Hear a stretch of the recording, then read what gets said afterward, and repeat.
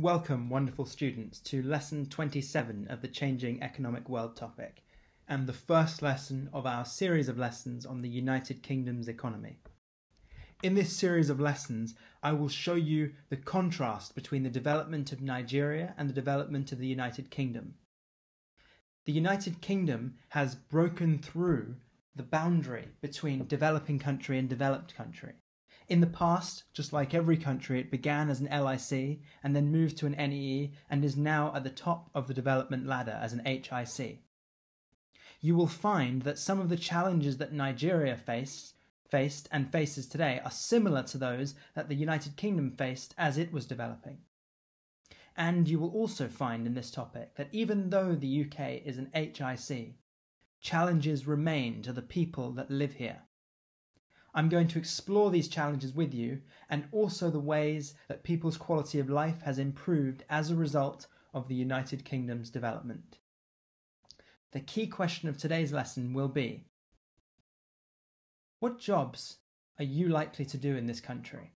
And how is that different to the kinds of jobs that your great-great-grandparents or even your grandparents would have been likely to have taken? This is the story of the changing UK economy. Please write the date, title and learning objective and be ready to learn with a pen and paper. Time to review your prior learning from the previous topic and then mark your answers. Go for it. Number 1. The long-term improvement in people's lives in a country is called development. Number 2. The number of deaths per 1,000 children under the age of 5 is called the infant mortality rate. Number 3. The death rate declines first in stage 2 of the DTM. 4. The highest rate of natural increase in a country is in stage 2 of the DTM. 5. A top-heavy population pyramid is most likely to be in stage 5 of the DTM. 6. Nigeria's main export is oil. 7. When TNCs send money back to their headquarters, this is called economic leakage. 8. Significant amounts of bilateral aid to Nigeria have been wasted because of government corruption, where money is stolen or misused. 9. 2 car manufacturing companies that have invested in Nigeria are Kia and Volkswagen. 10. The large wave or series of waves that cause damage after a tropical storm is called a storm surge. Give yourselves a mark out of 10. If you got 8 or above, excellent.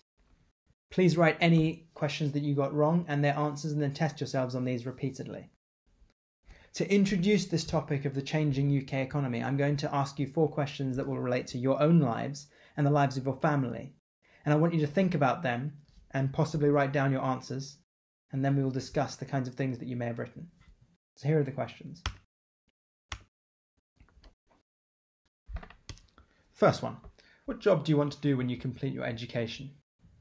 This could be a whole range of different types of jobs, from teachers to accountants to plumbers to lawyers to astronauts, football players, or construction workers or businessmen or women, or teachers. It could be a whole range of different things. 2. What type of job do you think you're most likely to do? Well, if you know about the employment structure of the UK, you may have said that the type of job you're most likely to do is a service job in the tertiary sector, because more than 3/4 of people in the UK work in that sector. 3. How will your education affect the type of job you may do? You may also know that the type of job is affected by people's education, not only because people in urban areas tend to have higher skilled jobs, but also because the pay of your job will be affected by your education. Generally, more educated people get higher paid jobs. 4. How will your job be different to your great-great-grandparents' jobs and why? Well, if you remember the development ladder and the changing employment structure as countries develop, you may have thought that your great-great-grandparents were much more likely to work in the primary sector or the secondary sector, compared to you, who is much more likely to work in the tertiary or quaternary sector. And that happens because of all the processes of development, rural to urban migration, investment in technology, increasing education and healthcare. These are the 4 big questions of today. I'm going to tell you the story now of how the UK's economy has changed over the last 200 years, from the year 1800 to now. Join me. The big question. So, this is the great story of the UK's changing economy. Please write this as a subtitle. In the year 1800, what was the UK's economy like? Well, it was called an agrarian economy, which means it was based on farming. And not farming as we know it, but farming that was much more like this. Farming by hand or with animals, which required an enormous amount of labour and was very unproductive. Not that much food could be grown from the land. Most people in this time, in 1800, lived in rural areas and were in the agrarian economy. The UK's employment structure in this year looked like this. 3/4 of people worked in the primary sector, mostly as farmers. A small amount of people worked in the secondary sector, and an even smaller amount of people were in the tertiary sector, the service sector. Manufacturing jobs back then were not large-scale mechanized jobs that we know now. They were much smaller types of jobs. For example, people would have cotton mills to create clothes in their homes. These were called cottage industries, manufacturing that happens in people's houses. People might have made shoes or other small manufactured goods. But manufacturing in 1800 was of smaller, lower value products, and people did it with less skill, and it generated much less money. On the whole, in 1800, the English people were significantly less educated than they are now. Only a few people completed secondary school, and even fewer still, less than 10%, went to university, which meant that access to high-paid, high-skilled jobs was very, very exclusive. Only a small number of people could access jobs in the tertiary sector, as, for example, doctors or lawyers or bankers. This meant that most people were trapped in the primary sector. That's why it was called an agrarian economy, typical of an LIC today. The average day of a person in the UK in the 1800 would have been characterised by very early wake-ups, no showers, cold water possibly. The toilets would have been outside the house if a house was privileged enough to have a toilet. Food would have been very simple meals, possibly porridge, some bread, maybe potatoes, a few vegetables that were grown in the ground like carrots. Very, very few exotic fruits, almost none at all in fact. Only the very rich people would have access to things like bananas. They would go out in the cold to work the land or to deal with the livestock. Long, hard, low-paid days. And that was pretty much the extent of their lives. Shorter lives, harder lives in the year 1800.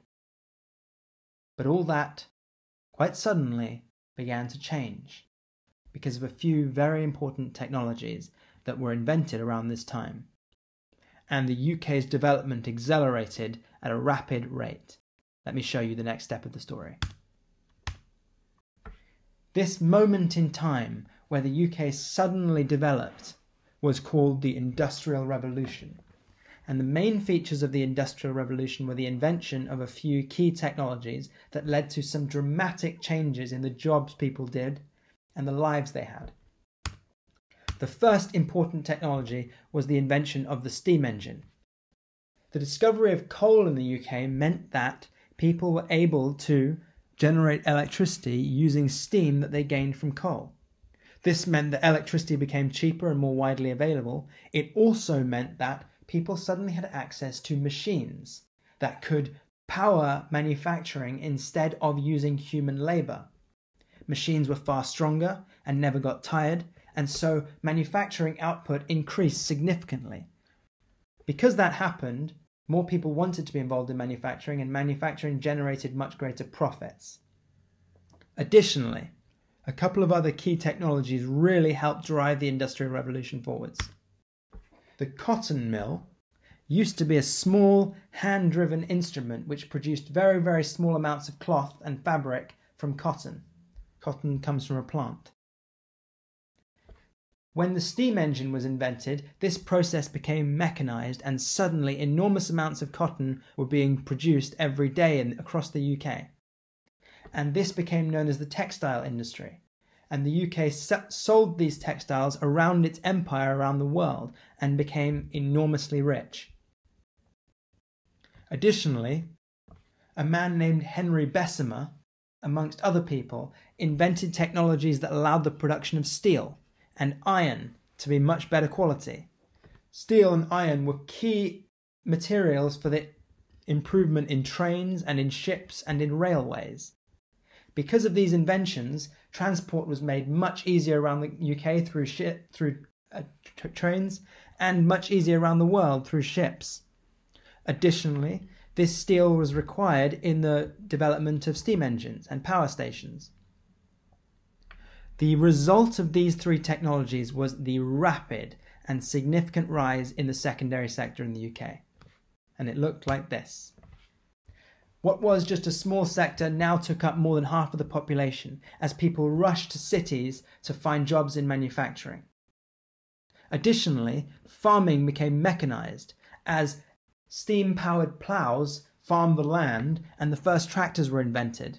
This meant that far fewer people were needed on the land and also far more food could be produced. So not only did the amount of people in the primary sector decrease dramatically, but the population of the UK grew as well.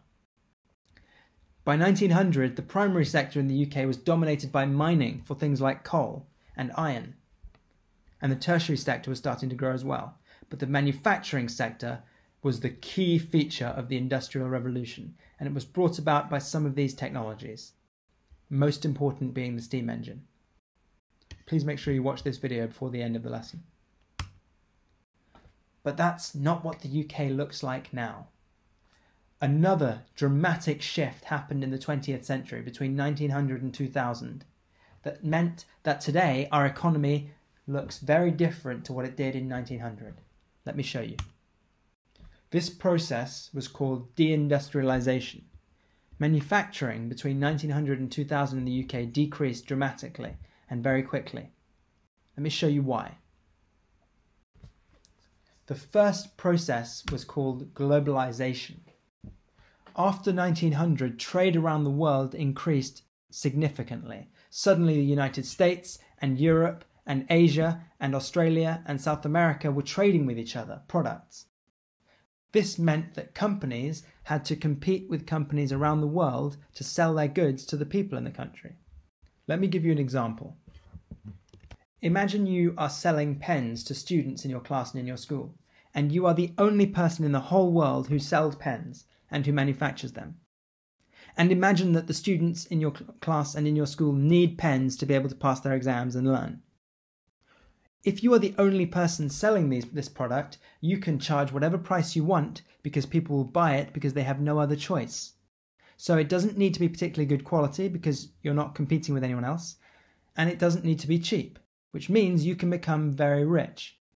This was what happened in the UK before globalisation really took off. In the UK, manufacturing companies at the start of the Industrial Revolution were some of the only companies producing products like cars, like clothes. As a result, manufacturing in the UK was very important and large. However, globalisation meant this. Instead of you being the only person selling pens in the school, now imagine there are 20 other people selling pens in the school, just like you.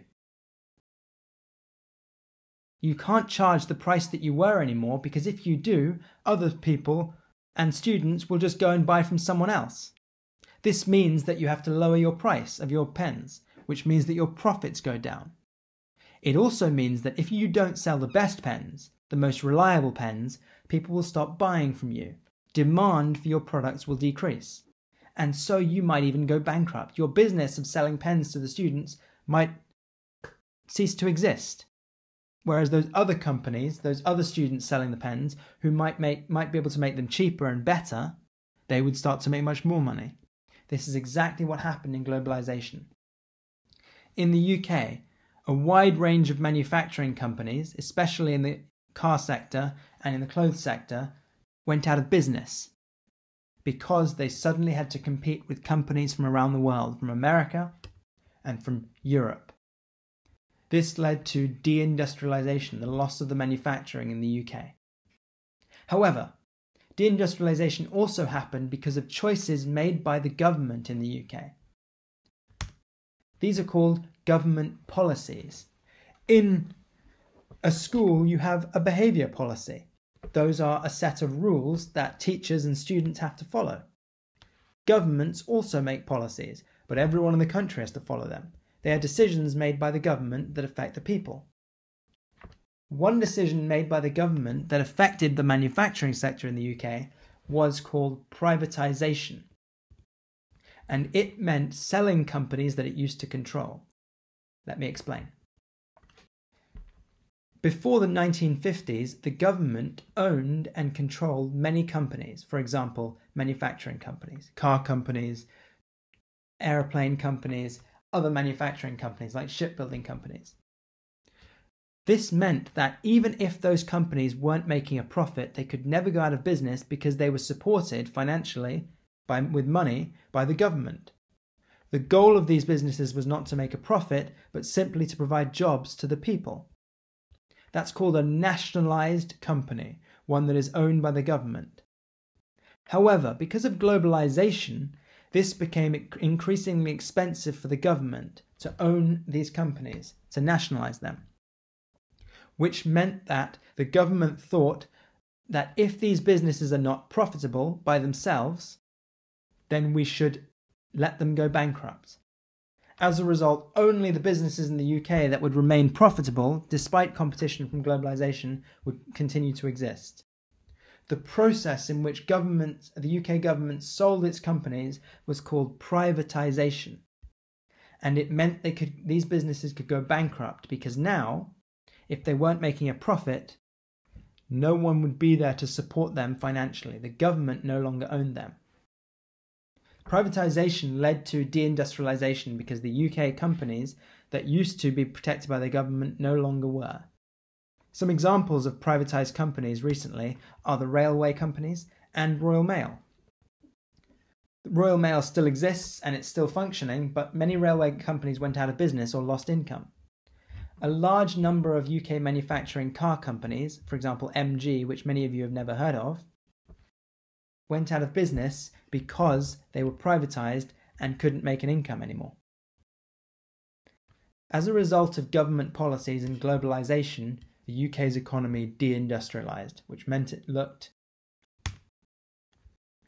like this.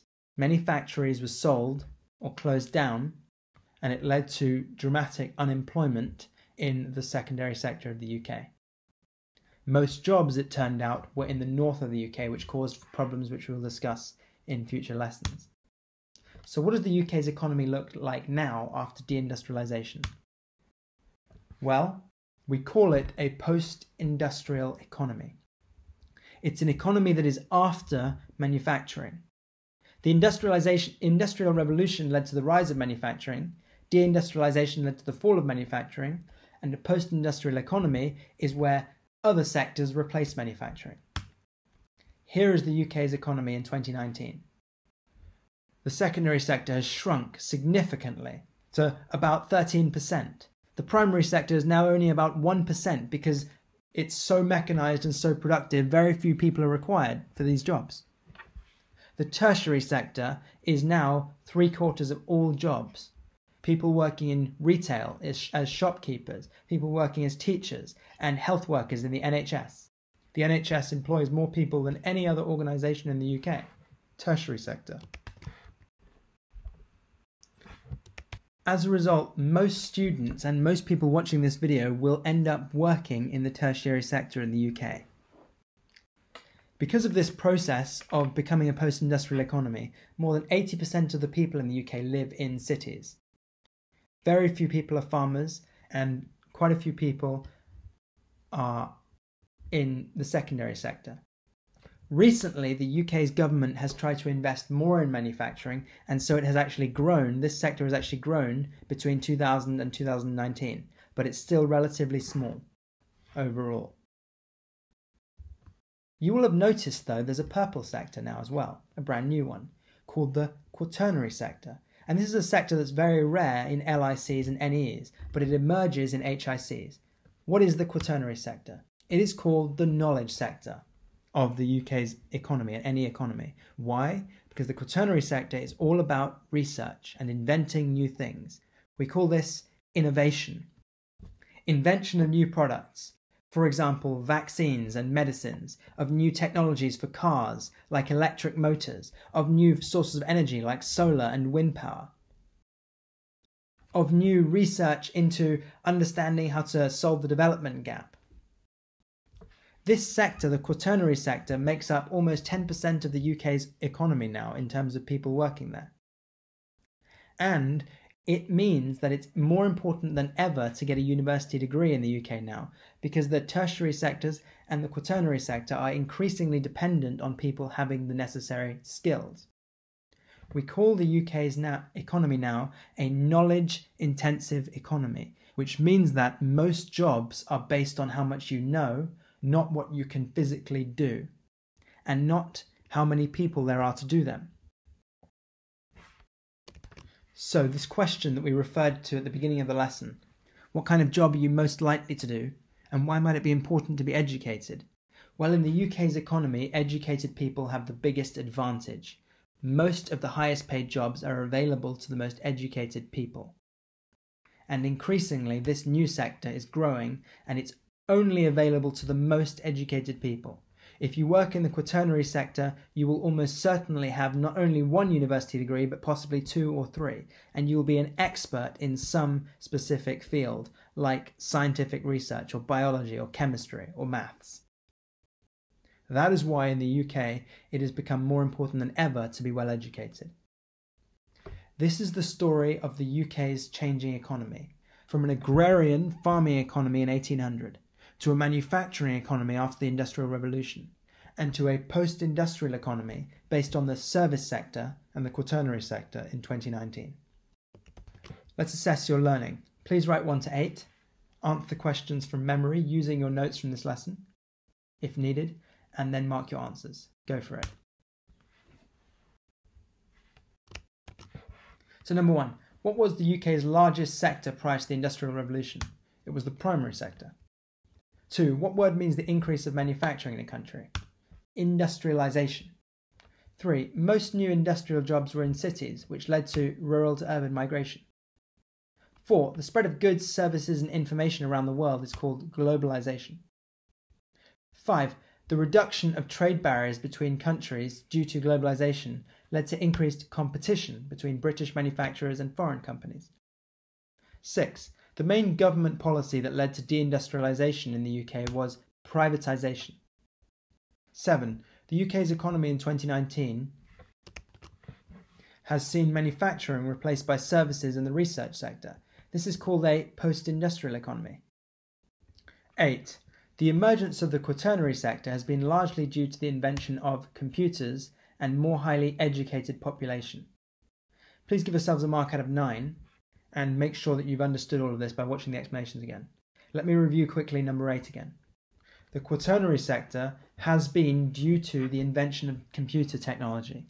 Most jobs in the UK now are based on computers, and it has completely changed the way we work and the types of jobs we do. In the following lessons, I will explain further the importance of computers in the UK's economy and how they have changed our jobs and the way we live. Okay, time to embed this learning by practicing some questions and explaining them in your own words. Answer them and then mark your answers. Go for it. Number 1, outline 2 features of the Industrial Revolution. So any of these points. New technologies, mostly primary to mostly secondary, migration. 2, describe the change in the size of the secondary sector between 1800 and 2019. So for this you need to say what happened to it and give numbers. 10%, 1800, growing to more than 50%. 2019 decreased about 13%. If you didn't get exactly those numbers, that's fine, as long as you got roughly in that range. 3, government policy, how did it contribute to deindustrialization? Make sure you've used these keywords. Privatized many companies and sold them to save money if they weren't profitable. This allowed the companies to go bankrupt if they could not compete against foreign companies, or the demand for their products was too low. The government also reduced trade barriers, for example, tariffs. which meant imports were cheaper for consumers in the UK. So demand increased, which meant lower revenues for UK companies. 4. Describe what is meant by a post-industrial economy. It's characterised by the replacement of manufacturing by the tertiary and the quaternary sectors. I shall briefly review this point here about reducing trade barriers. Between 1970s and now, a big wave of the removal of trade barriers happened around the world, especially across HICs. Governments believed that trade barriers prevented development in HICs and stopped their businesses from becoming richer, and so they reduced them. For example, tariffs were reduced. This meant that it was more profitable to trade with other countries. As a result, competition from other countries increased, and so the companies in the UK became less profitable unless they were making the best products. So that spread of the removal of trade barriers between HICs was another very important cause of deindustrialization in the UK. Using the memory questions that you wrote on lessons in the Changing Economic World topic, test yourselves on them now and see how many you remember. Thank you so much for joining me for this lesson. Next lesson we are going to dig in further into this idea of a post-industrial economy in the UK and what exactly it means. Join me then.